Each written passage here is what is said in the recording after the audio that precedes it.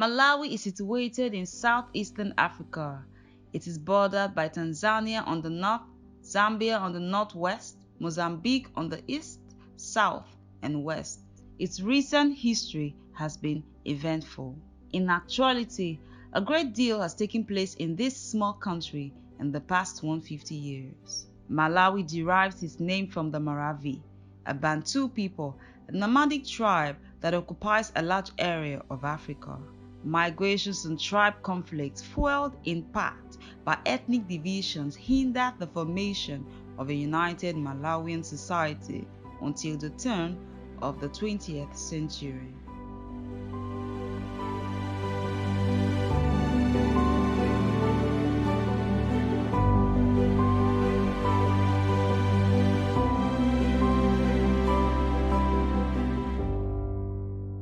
It is one of Africa's poorest nations, generally conservative and traditionally non-violent. It is known as the warm heart of Africa.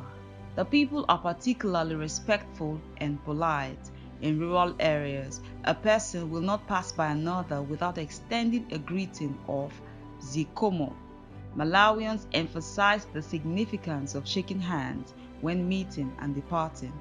The special handshake, which includes grasping the thumb and putting the other hand on the forearm, is best avoided unless practiced. Malawi is one of Africa's most densely populated countries. There is diverse population of native Malawians, Asians, and Europeans, with numerous languages and religious beliefs. English and Chichewa are the official languages. Chichewa is widely spoken, but the language of the business community is English. The region was once part of the Maravi Empire. As a consequence, the shore of Lake Malawi have been inhabited for thousands of years, and recent archaeological excavations have shown evidence of settlements dating back to the late Stone and Iron Ages. The majority of the present population are from Bantu tribe. They arrived in the region sometime before the first Arab slave traders and Portuguese explorers. The Bantu people introduced iron tools, weapons, and farming. How did the story begin? In the 15th century, people who lived south of Lake Nyasa began to build an empire called the Maravi. By the 18th century, the empire encapsulated parts of the current borders of Malawi, Mozambique, and Zambia. Nevertheless, in the 18th century, the Maravi Empire broke up. For the record, the territory was ruled by the British, under whose control it was known first as British Central Africa and later Nyasaland. In 1859, David Livingstone, the Scottish explorer and missionary, reached Lake Nyasa in conjunction with two Scottish Presbyterian missionary societies. They built missions in the area. More missionaries followed, and British merchants began to sell goods in the region. In 1883, Britain sent a consul to the area. Gradually, the British took control of Malawi. In 1889, they formed the Shire Highland Protectorate, and in 1891, most of Malawi was formed into the British Central African Protectorate. The first commissioner was Harry Johnston. The British ended the slave trade and created coffee plantations. In 1897, Johnston was replaced by Alfred Sharp. In 1907, the British named Malawi Nyasaland.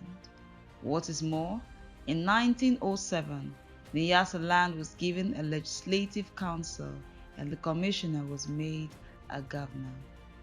Despite that, as the locals became more enlightened, they became more and more dissatisfied, disenchanted, and disillusioned with the colonial administration.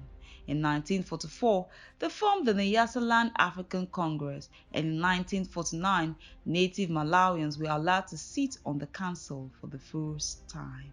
In 1953, the British joined Northern Rhodesia, Southern Rhodesia, and Nyasaland into a single unit called the Federation of Rhodesia and Nyasaland. In 1958, Dr. Hastings Banda became head of the African Congress, which was renamed the Malawi Congress Party in 1959. There was cause of protest against British rule. As a result, a state of emergency was declared. At this time, the British now realized that independence for Malawi was inevitable. In 1961, the Malawian Congress Party won elections to the Legislative Council, and in 1962, the British agreed to grant Malawi independence. Consequently, the Federation of Rhodesia and Nyasaland was dissolved in 1963.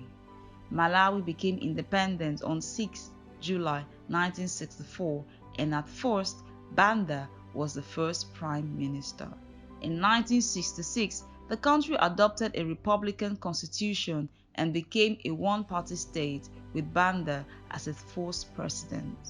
The British Queen was no longer head of state. Under British rule, Zomba was the capital of Malawi, but in 1975, it was changed to Lilongwe. For economic reasons, Banda was keen to have remarkable relations with South Africa. In 1967, he established diplomatic ties. This was unpopular because South Africa then had a system of apartheid. Be that as it may, Banda visited South Africa in 1971.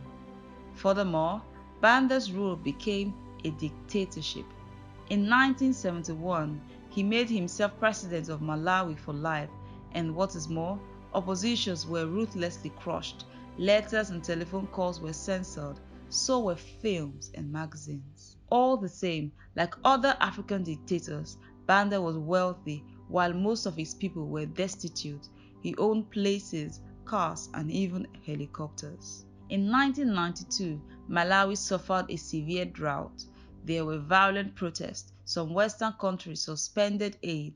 By the way, the churches equally complained about the situation. Owing to the increasing domestic unrest and pressure from the churches and the international community, Banda was forced to hold a referendum in 1993. Malawians were asked to choose between a multi-party democracy or a one-party state. Overwhelmingly and peacefully, the vast majority voted for multi-party democracy. Thereafter, elections were held and Bilki Muluzi became the new president. Although the government generally respects human rights, there are problems in some areas, including the use of excessive force by police, harsh prison conditions, limits to freedom of the press, speech and assembly discrimination, and violence against women, trafficking of women and children, especially for sexual exploitation, and child labor in agriculture as well as domestic service. Today, an abundance of people in Malawi are subsistence farmers. Their main crops are cassava, sorghum, and maize. In addition to that, it has white-owned plantations. Some of the products include tea, tobacco, sugar, cotton, and peanuts. Furthermore, many Malawians live by fishing. Together with that, it has great tourism potential. It has several national parks. In 2004, Mutharika was elected president of Malawi and he began an anti-corruption crusade. In 2012, Joyce Banda became the first woman president of Malawi. Interestingly enough, in the early 21st century, Malawi achieved steady economic growth. Even though it is still a poor country, it is developing and its future is bright.